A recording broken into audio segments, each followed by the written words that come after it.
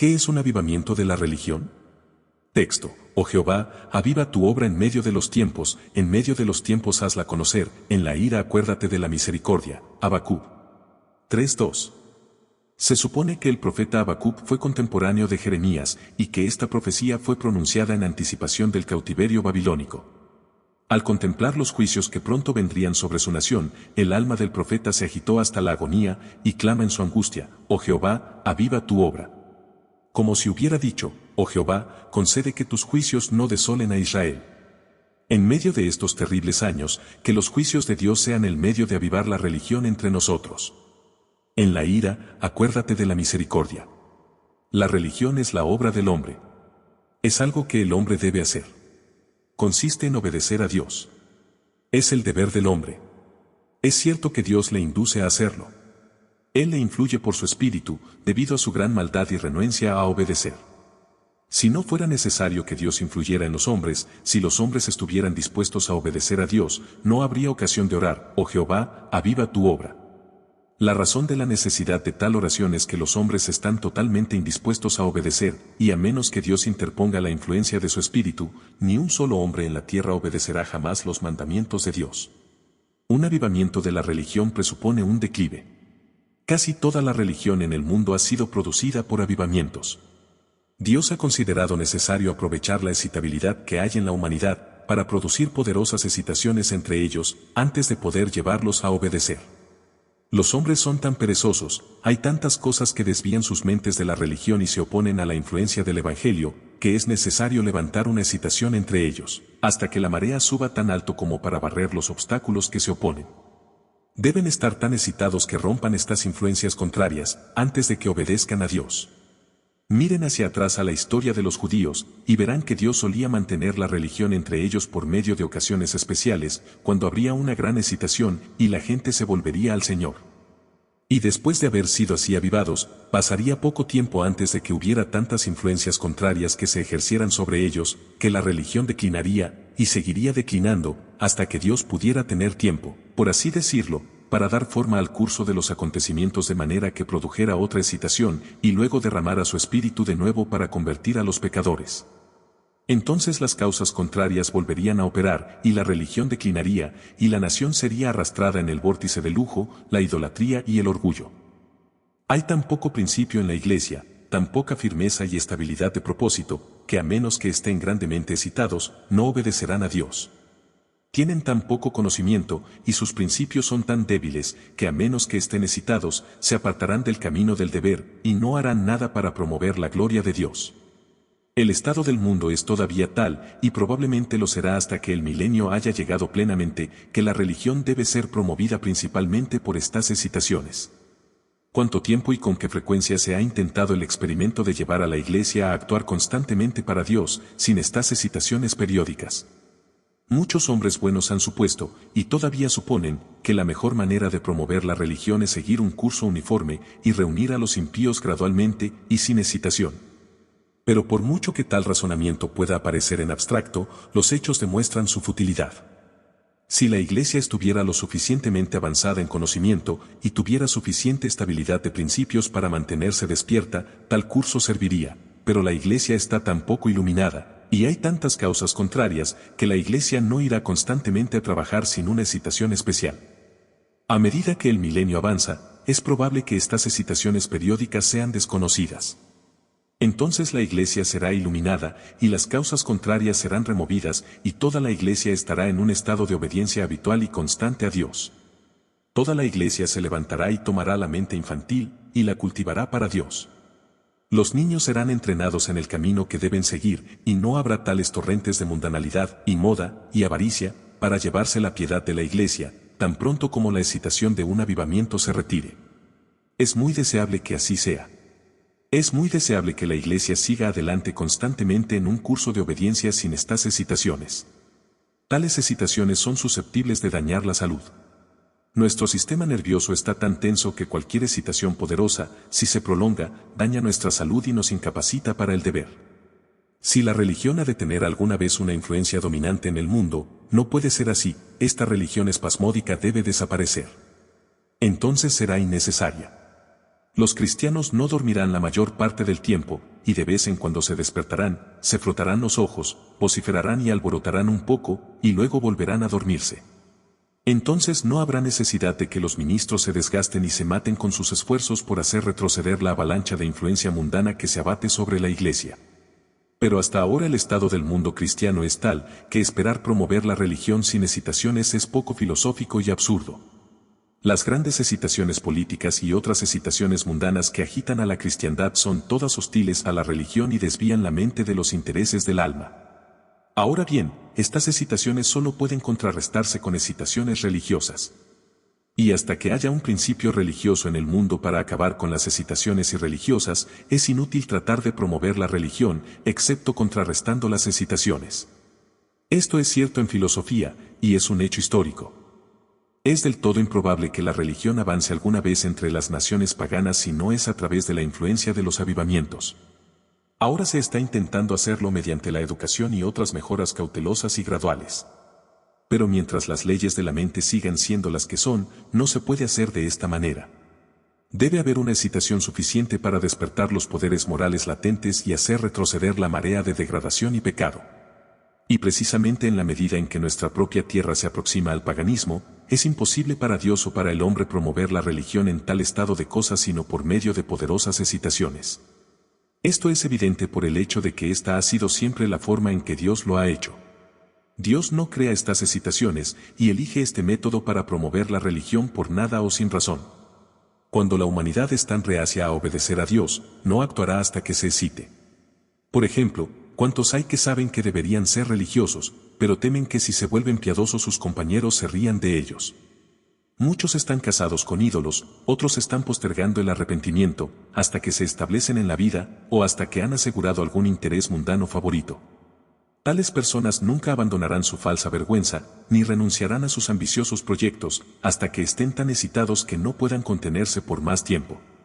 Estas observaciones están diseñadas solo como una introducción al discurso. Ahora procederé con el diseño principal, para mostrar, y un avivamiento de la religión no es un milagro. 1. Generalmente se ha definido un milagro como una interferencia divina que anula o suspende las leyes de la naturaleza. No es un milagro, en este sentido. Todas las leyes de la materia y la mente permanecen en vigor. No se suspenden ni se anulan en un avivamiento. 2. No es un milagro según otra definición del término milagro, algo por encima de los poderes de la naturaleza. No hay nada en la religión más allá de los poderes ordinarios de la naturaleza. Consiste enteramente en el ejercicio correcto de los poderes de la naturaleza. Es solo eso, y nada más. Cuando la humanidad se vuelve religiosa, no se le permite realizar esfuerzos que antes no podía realizar. Solo ejercen los poderes que tenían antes de una manera diferente y los usan para la gloria de Dios. 3. No es un milagro, ni depende de un milagro, en ningún sentido. Es un resultado puramente filosófico del uso correcto de los medios constituidos, tanto como cualquier otro efecto producido por la aplicación de medios. Puede haber un milagro entre sus causas antecedentes, o puede que no. Los apóstoles emplearon milagros, simplemente como un medio por el cual llamaron la atención sobre su mensaje y establecieron su autoridad divina. Pero el milagro no fue el avivamiento. El milagro fue una cosa, el avivamiento que le siguió fue algo muy diferente. Los avivamientos en los días de los apóstoles estaban relacionados con milagros, pero no eran milagros. Dije que un avivamiento es el resultado del uso correcto de los medios apropiados. Los medios que Dios ha ordenado para la producción de un avivamiento, sin duda, tienen una tendencia natural a producir un avivamiento. De lo contrario, Dios no los habría ordenado. Pero los medios no producirán un avivamiento, todos lo sabemos, sin la bendición de Dios. Tampoco el grano, cuando se siembra, producirá una cosecha sin la bendición de Dios.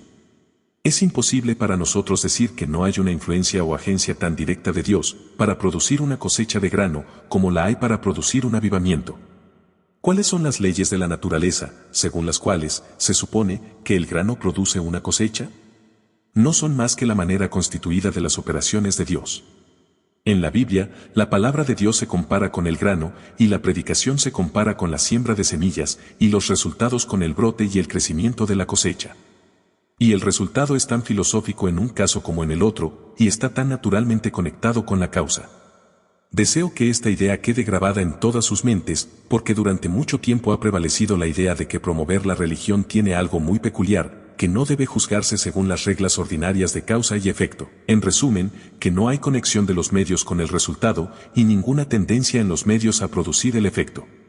Ninguna doctrina es más peligrosa que esta para la prosperidad de la Iglesia, y nada más absurdo.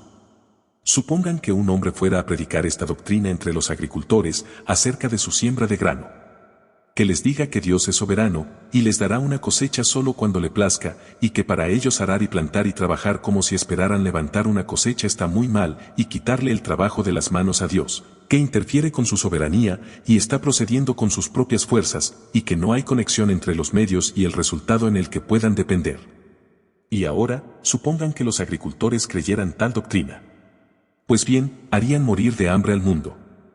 Justo tales resultados se seguirán de que la Iglesia sea persuadida de que promover la religión es de alguna manera tan misteriosamente un tema de la soberanía divina, que no hay conexión natural entre los medios y el fin. ¿Cuáles son los resultados? Pues bien, generación tras generación han descendido al infierno.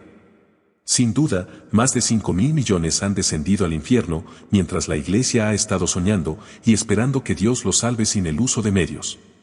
Ha sido el medio más exitoso del diablo para destruir almas. La conexión es tan clara en la religión como lo es cuando el agricultor siembra su grano.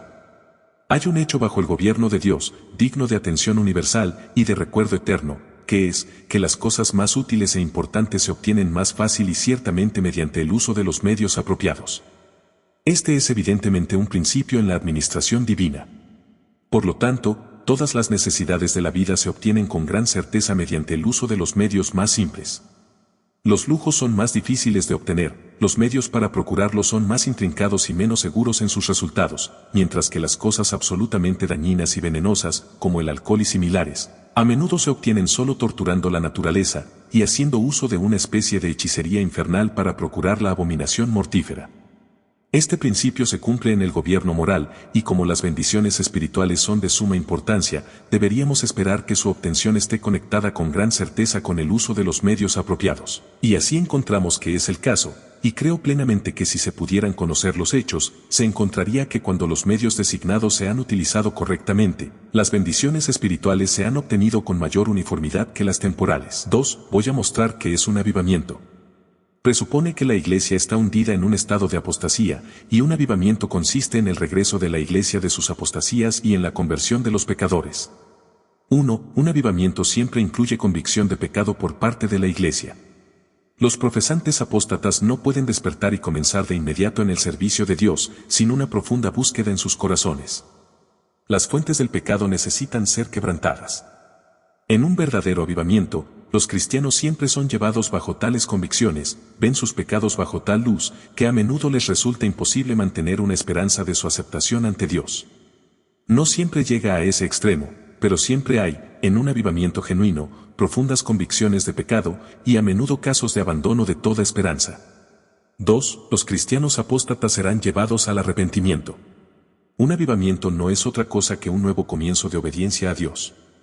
Al igual que en el caso de un pecador convertido, el primer paso es un profundo arrepentimiento, un quebrantamiento de corazón, un postrarse en el polvo ante Dios, con profunda humildad y abandono del pecado. 3. Los cristianos tendrán su fe renovada. Mientras están en su estado de apostasía, están ciegos al estado de los pecadores. Sus corazones son tan duros como el mármol. Las verdades de la Biblia solo aparecen como un sueño. Admiten que todo es verdad. Su conciencia y su juicio lo aprueban, pero su fe no lo ve destacándose en relieve en todas las realidades ardientes de la eternidad. Pero cuando entran en un avivamiento, ya no ven a los hombres como árboles que caminan, sino que ven las cosas con esa luz fuerte que renovará el amor de Dios en sus corazones. Esto los llevará a trabajar celosamente para traer a otros a Él. Se sentirán afligidos de que otros no amen a Dios, cuando ellos lo aman tanto. Y se dedicarán con sentimiento a persuadir a sus vecinos para que le entreguen sus corazones.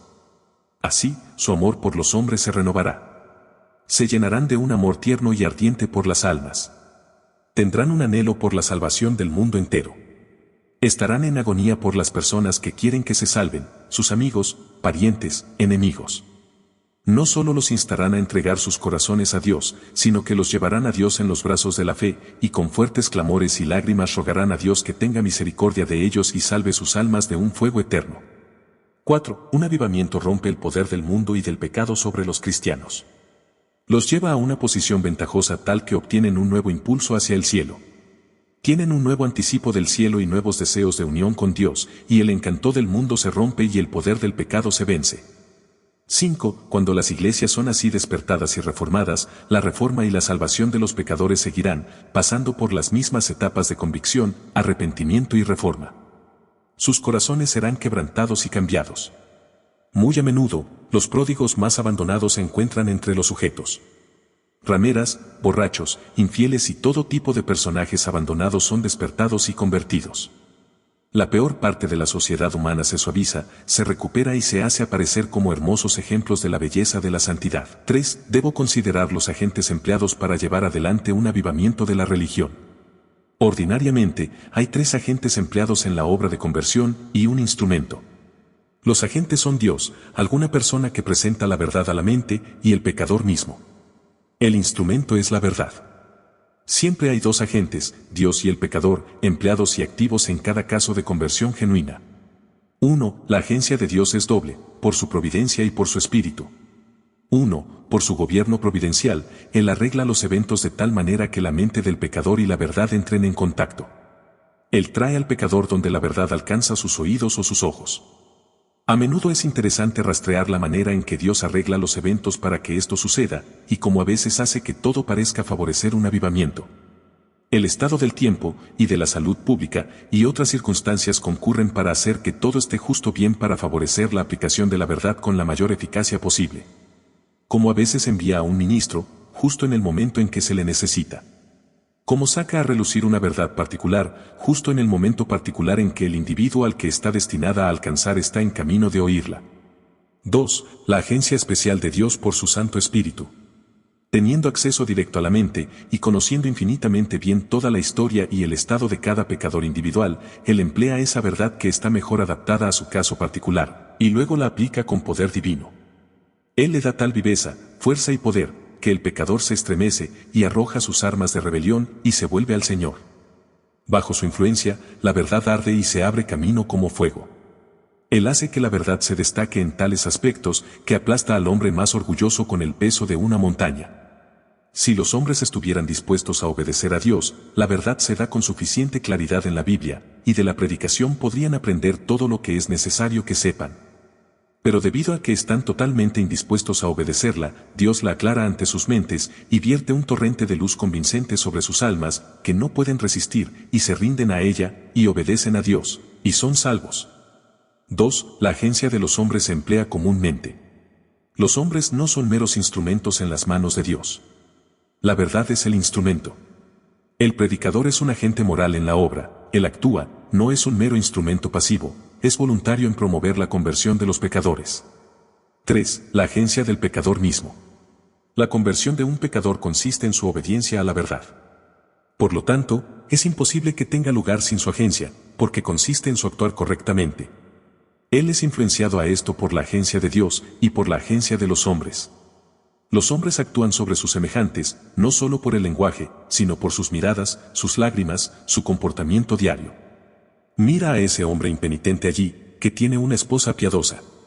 Sus mismas miradas, su ternura, su solemnidad, la compasión son dignidad, suavizadas y moldeadas en la imagen de Cristo, son un sermón para él todo el tiempo. Tiene que apartar su mente, porque es un reproche para él. Siente un sermón resonando en sus oídos todo el día. La humanidad está acostumbrada a leer los rostros de sus vecinos. Los pecadores a menudo leen el estado de la mente de un cristiano en sus ojos. Si sus ojos están llenos de frivolidad o ansiedad y maquinaciones mundanas, los pecadores lo leen. Si están llenos del Espíritu de Dios, los pecadores lo leen, y a menudo son llevados a la convicción con solo ver el rostro de los cristianos. Una vez, un individuo entró en una fábrica para ver la maquinaria. Su mente estaba solemne, ya que había estado donde había un avivamiento. Todas las personas que trabajaban allí lo conocían a la vista y sabían quién era. Una joven que estaba trabajando lo vio y le susurró un comentario tonto a su compañera y se rió. La persona se detuvo y la miró con un sentimiento de dolor. Ella se detuvo, su hilo se rompió y estaba tan agitada que no pudo unirlo. Miró por la ventana para recomponerse y luego lo intentó de nuevo, una y otra vez se esforzó por recuperar el dominio de sí misma. Finalmente, se sentó, abrumada por sus sentimientos. Entonces la persona se acercó y habló con ella, pronto manifestó un profundo sentido del pecado. El sentimiento se extendió por todo el establecimiento como fuego, y en pocas horas casi todas las personas empleadas allí estaban bajo convicción, tanto que los dueños, aunque eran hombres mundanos, quedaron atónitos y pidieron que se detuvieran los trabajos y se hiciera una reunión de oración, porque dijeron que era mucho más importante que estas personas se convirtieran que continuaran los trabajos. Y en pocos días, los dueños y casi todas las personas empleadas en el establecimiento se convirtieron con esperanza. El ojo de este individuo, su rostro solemne, su sentimiento compasivo reprendió la frivolidad de la joven y la llevó a la convicción de pecado, y todo este avivamiento siguió, probablemente en gran medida, a partir de un incidente tan pequeño. Si los cristianos tienen un profundo sentimiento sobre el tema de la religión, producirán un profundo sentimiento donde quiera que vayan. Y si son fríos, o ligeros y triviales, inevitablemente destruyen todo sentimiento profundo, incluso en los pecadores despertados. Una vez conocí un caso de una persona que estaba muy ansiosa, pero un día me entristeció descubrir que sus convicciones parecían haberse ido por completo. Le pregunté qué había estado haciendo. Me dijo que había estado pasando la tarde en tal lugar, entre algunos profesores de religión, sin pensar que disiparía sus convicciones pasar una tarde con profesores de religión. Pero eran triviales y vanos, y así se perdieron sus convicciones. Y sin duda esos profesores de religión, por su locura, destruyeron un alma, porque sus convicciones no regresaron. Se requiere que la Iglesia use los medios para la conversión de los pecadores. No se puede decir, propiamente, que los pecadores usen los medios para su propia conversión. La Iglesia usa los medios. Lo que hacen los pecadores es someterse a la verdad o resistirla. Es un error de los pecadores pensar que están usando medios para su propia conversión. Todo el impulso de un avivamiento, y todo lo relacionado con él, está diseñado para presentar la verdad a su mente, para su obediencia o resistencia.